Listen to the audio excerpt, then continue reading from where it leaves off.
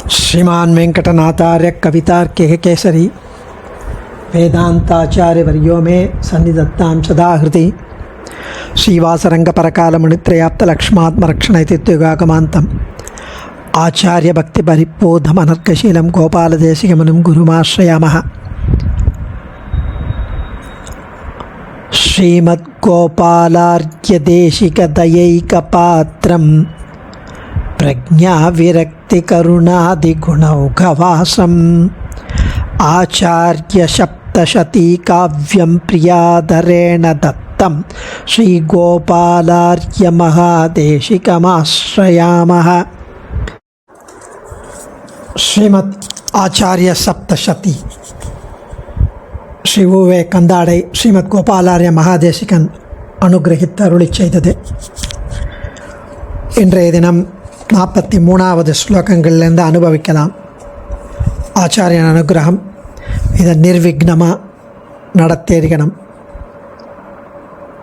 மந்தேதரமோதாதய கண்டித மார்கஸ்ரமோ முகுந்தஸ்ய பாதாரவிந்தமனமத் त्वस्तस्तमस्सन्ततिं तमस्तावीत् मन्देतरमोदादय खण्डितमार्गश्रमो मुकुन्दस्य पादारविन्दमनमत्वस्तमस्सन्ततिं तम् अस्तावीत्. திருமலையில் அனந்த சூரியும் தோத்தாரம்பை அம்மங்காவும் திருமலைக்கு மலை அங்கே ஏறி திருமலை சேர்ந்தார்கள். அந்த பிரயாணத்தினால் ஏற்பட்ட ஒரு களைப்பு, ஒரு அயர்வு, அது உடலில் இருந்தாலும் மனசில் தோன்றின அபரிமிதமான ஒரு சந்தோஷம், ஒரு அபரிமிதமான மகிழ்ச்சியினால் அந்த களைப்பு நீங்கியதாம் அனந்த சூரிக்கு. அவர் முகுந்தனான எம்பெருமானின் திருப்பாதங்களில் சேவித்து அஞ்ஞானம் அறியாமை என்னும் இருளை அகற்றும் பகவானை போற்றி புகழ்ந்தார் அப்படின்னு தெரிவிக்கிறார் சுவாமி. ஏன்னா அந்த காலத்தில் நடந்தே போகணும், ஆற்றுலேருந்து மலைக்கு, அங்கேருந்து மலை ஏறணும். இப்போ தான் கார் வசதி, பஸ் வசதி எல்லாம் இருக்கு. அதுவும் ஒரு தன்னுடைய தேவிகளோட அவளோட ஈடு கொடுத்து அவர்களால் முடியாது, தேவிகளால். அதனால் ரொம்ப எக்ஸாஸ்ட் ஆகி டயர்டாகி இருந்தாலும் அந்த களைப்பெல்லாம் போயிடுதான். ஏன்னா ரொம்ப சந்தோஷமாக.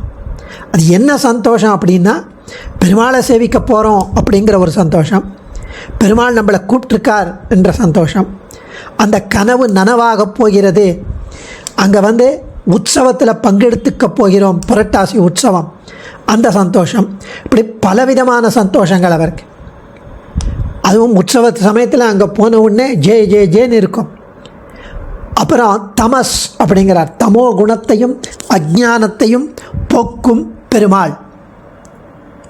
அப்படி அந்த பெருமாள் பகவான் அந்த அஜ்ஞான இருளை போக்குபவர்.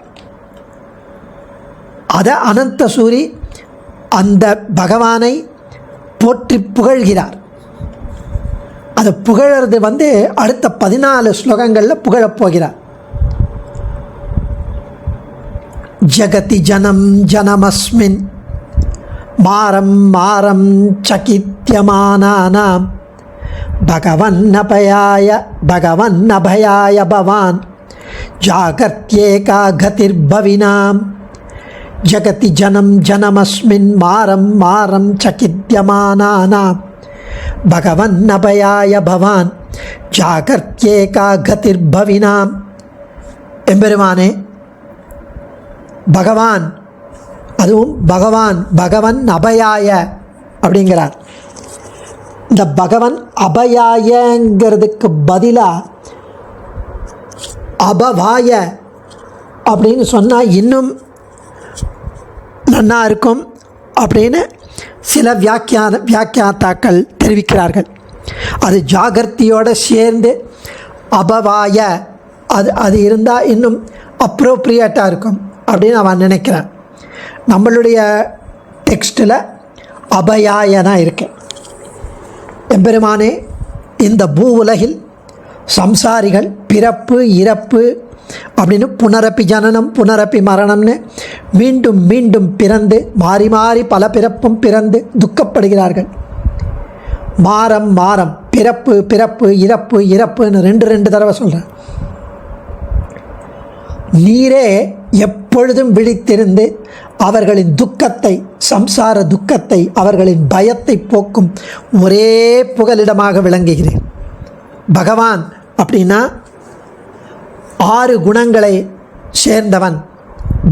க 6 குணங்கள். ஞான பல ஐஸ்வர்ய வீரிய சக்தி தேஜஸ் என்ற 6 குணங்களை உடையவனுக்கு தான் பகவான்ற டெஃபினிஷனேவான். ஸ்ரீ பராசர மகரிஷி விஷ்ணு புராணத்தில் தெரிவிக்கிறார். எம்பெருமானுடைய திவ்யமங்கல விக்கிரகமும் எம்பெருமானுடைய சொத்துக்களான விபூதிகளும் அவருடைய கல்யாண குணங்களும், இந்த ஞானபல ஐஸ்வர்ய வீரிய சக்தி தேஜஸ் என்ற கல்யாண குணங்களும் எம்பெருமானுக்கு நிரூபித்த ஸ்வரூப விசேஷணங்கள். அவருடைய ஸ்வரூப நிரூபக விசேஷம் அது ஞானம், சத்தியம், ஞானம், அனந்தம், ஆனந்தம், அமலம் என்கிற அது பரமாத்ம ஸ்வரூபம். இந்த 5ம் எம்பெருமானுடைய ஸ்வரூபத்தை மற்றையவற்றை விட விசேஷணமாக வேறுபட்டதாக காட்டுவதால் இது ஸ்வரூப நிரூபக தர்மங்கள்னு சொல்லுவாங்க. இந்த ஸ்வரூபத்தை நிரூபிக்கும் தர்மங்கள். இந்த குணங்கள் தவிர ஞான பல ஐஸ்வர்ய வீரிய சக்தி தேஜஸ்னு பகவான்ற டெஃபினேஷன், அந்த பற்பல குணங்களும் மற்றும் பல சௌசல்ய வாத்சல்ய மார்தவார்ஜவ சௌகார்த சாமிய காருண்ய மாதுரிய காம்பீரிய ஔதாரிய சாத்துரிய ஸ்தைரிய தைரிய சௌரிய பராக்கிரம சத்யகாம சத்யசங்கல்ப கிருத்வ கிருத்தஜதா அசங்கேய கல்யாண குணகணௌக மகார்ணவா அப்படின்னு சரணாகதி கத்தியத்தில் ராமானுஜர் தெரிவிக்கிற மாதிரி இத்தனை அசங்கேய இன்ஃபைனைட் கல்யாண குணங்கள் அதெல்லாம் நிரூபித்த ஸ்வரூப விசேஷணங்களாக இருக்கும். ஸோ அப்படி இருக்கிற இந்த குணங்களை உடைய பகவான் அவர்களுடைய சம்சார துக்கத்தை போக்கும் ஒரே புகலிடமாக அனன்ய கதித்துவம். அவர்தான் விழித்து கொண்டு நம் எல்லாரையும் காப்பாற்றுகிறார், பயத்தை போக்குகிறார். எப்பொழுதும் விழித்திருந்து ஜாக்கிரதி.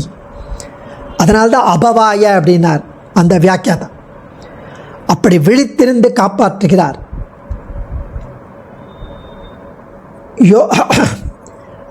அதுக்கு அடுத்த ஸ்லோகத்தில் இன்னும் அழகாக தெரிவிக்கிறார். ஸ்வீகிருத்தியாஞ்சலி மூல்யம் பணசே ஸ்வபதம் ததத் பணாயத்பிஹி ஆயவ்யய சிந்தா தே காவா லக்ஷ்மீஷ நித்ய திருப்தஸ்ய ஸ்வீகிருத்திய அஞ்சலி மூல்யம் பணசே ஸ்வபதம் தத் பணாயத்பிஹி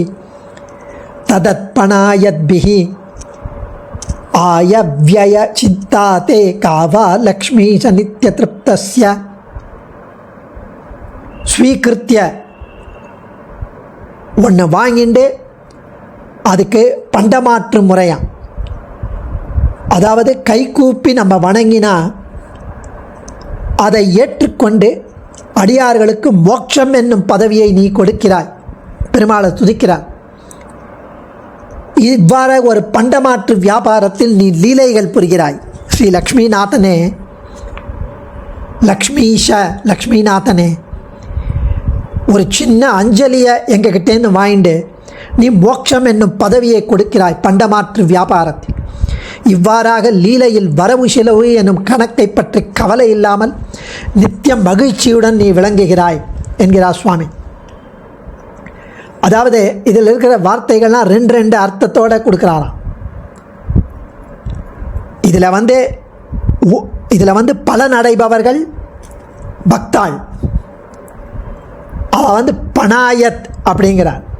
அந்த பணாயத் அப்படின்னா துதிப்பவர்கள்னு ஒரு அர்த்தம், இல்லை வியாபாரத்தில் ஈடுபடுபவர்கள் அப்படின்னு இன்னொரு அர்த்தம். who are transacting in business. So அவர்கள் பெருமாளை துதிக்கிறார்கள். அதே சமயத்தில் அவர்களுடைய அஞ்சலிக்காக ஸ்ரீவைகுண்டத்தை எக்ஸ்சேஞ்ச் பண்ணிக்கிறார் என்று தெரிவிக்கிறார். இன்ஃபேக்ட் இதை பராசரர் பட்டர் பரமம் பதம் வா கஸ்மைச்சித் அஞ்சலி பரம் வகதே விதீரியா. பரமபதத்தை அஞ்சலிக்காக, அதாவது அஞ்சலி என்ற பாரத்தை தான் எடுத்துட்டு பரமபதத்தை ஆஃபர் பண்ணுறாரு இன் ரிட்டர்ன் அப்படிங்கிற. அதாவது அஞ்சலியை வாங்கிட்டு அந்த பாரத்தை எடுத்துட்டு ஒரு அஞ்சலின்ற பாரத்தை அஞ்சலி பண்ணிட்டானே அவன் அப்படின்னு பரமபதத்தை கொடுக்குறார். அதுக்கு பதிலாக பரமம் பதம் வா கஸ்மைச்சித் அஞ்சலி பரம் வகதே விதீரியா. சுவாமி ஆள வந்தாரும் 28வது ஸ்லோகத்தில் துதங்கிரி முத்திஷ்ய கதாபி கேனச்சித் யதா ததா வாபி சகிருத்தோஞ்சலி ததைவ முஷ்ணாதி அசுபான்யசேஷதः சுபானி புஷ்ணாதி நஜாது ஹீயத்தே. இந்த இடத்துல எம்பெருமானே தேவரீருடைய திருவடிகளை நோக்கி குறித்து எப்போதாவது எத்தகைய அதிகாரியாலும் எப்படிப்பட்டவர்களாலும் எந்த விதமாவது ஒருமுறை செய்யப்பட்ட இரு கைகளையும் கூப்புதல் என்ற அஞ்சலி அப்போதே நன்மையற்றவனான பாபங்களை துளியும் மிச்சம் இல்லாமல் நீக்கிவிடுகிறது. அந்த கை கூப்புதல் நன்மைகளை மேன்மேலும் வளரச் செய்கிறது, ஒருபோதும் அது வீணாவதில்லை அப்படிங்கிறார். இரு கைகளையும் கூப்பு என்ற ஒரு சிறு செயலை எவன் ஜாதி மத பேதமில்லாதபடி செய்தாலும், எந்த ஜந்து செய்தாலும், எந்த நேரத்தில் செய்தாலும், எப்படி செய்தாலும், ஒரு முறை செய்தாலும் அப்போதே எல்லா தீவினைகளையும் நீக்குவதுடன் எல்லா வகையான எம்பெருமானை அடைவது முதலாக செய்வதுடன் ஒருபோதும் மீதி கர்மங்களைப் போல் பலனளித்ததும் அப்படியே போகாமல் வீணாவதில்லை இருக்கு. தொதங்கிரி முத்திஷ்ய அவ்வளவு அழகாக அதை தெரிவித்து அப்படி அவர்கள் ஒரு அஞ்சலி பண்ணி ஒரு ஒன்றை துதித்தாலே நீர் அவர்களுக்கு பயத்தை போக்கி மோட்சம் தருகிறேன் அப்படின்னு இதிலேருந்து அடுத்த 10 ஸ்லோகத்தில் 10 அவதாரத்தை அனுபவிக்கிறார் சுவாமி. ததா தத்தாதிருஷபாரம்யோ மத்ஸ்யாகிருத்யா ஸ்புடம் வியவாரீஸ்துவம் சத்வித்யாயை சூனோஹோ கதமபி சதுரானனஸ்ய யத்யமிதி. தத்தாதிருஷபாரம்யோ மத்ஸ்யாகிருத்யா ஸ்புடம் வியவாரீஸ்துவம் சத்வித்யாயை சூனோஹோ கதமபி சதுரானனஸ்ய யத்யமிதி. சர்வேஸ்வரனான எம்பெருமானே, ஒரு அசுரன் நான்முகனான பிரம்மதேவனிடமிருந்து வேதங்களை கவர்ந்து சென்று கடலில் மறைந்தான். அதனால் பிரம்மா செயலற்று போய்விட்டான். ஏன்னா அதை வச்சுட்டு தான் அவன் கிரியேஷன் சிருஷ்டி எல்லாம் பண்ணுறான். அதனால் அந்த வேதங்களை மீட்பதற்காக மத்ஸ்யாவதாரம் எடுத்து பிரம்மனுக்கு திரும்ப அளித்து, பிரம்மதேவனுக்கு சதுர்முக பிரம்மனுக்கு திரும்ப அளித்து நான்முகனுக்கு அவனை ரட்சித்தருளினீர், பிரம்மதேவனுக்கு ஞானத்தை ஏற்படுத்தினீர் என்கிறார். அதாவது இந்த அவதாரங்கள்லாம் பரத்வத்தையும் சௌலபியத்தையும் சேர்த்து காட்டுகிறது. தத்தாதிருஷ பாரம்ய அந்த பரத்வம், அதே சமயத்தில் அவதாரம் எடுத்து மேலேந்து குதிக்கிறது. அவதாரம்னா மேலேந்து குதிக்கிறது, சௌலபியத்தை காண்பிக்கிறது. பரத்வம் கண்டு இகழாமைக்கு சௌலபியம், சௌலபியம் கண்டு பரத்வம் கண்டு அகலாமைக்கு சௌலபியம், சௌலபியம் கண்டு இகழாமைக்கு பரத்வம்னு ஆச்சாரியர்கள் தெரிவிப்பர். இப்படி இந்த மத்ஸ்யாவதாரத்தில் தன் மகன், தன் மைந்தன் சதுர்முக பிரம்மன், அவன் வேதமில்லாமல் செயலற்றவனானதும் இவர் ரட்சித்தருளினீர், வேதத்தை காப்பாற்றி என்று ஆச்சரியமாக அனுபவிக்கிறார். இங்கே சத்வித்யா, சத்வித்யானா ஒன்று பிரம்ம வித்யா, சத் அப்படின்னா அந்த பரமாத்மா. இப்படி சாந்தோக்கிய உபநிஷத்துலேயும் அந்த சதேவ அப்படிங்கிறது சத்வித்யா அப்படின்னு. இன்னொரு அர்த்தம் நல்ல ஞானம் இல்லை வேதம் அப்படின்னு சொல்லலாம். அடியேன் தன்யோஸ்மே. ஆச்சாரியன் திருவடிகளே சரணம். கவிதார்க்கிக சிம்ஹாய கல்யாண குணசாலினே ஸ்ரீமதே வெங்கடேஷாய வேதாந்த குரவே நமः.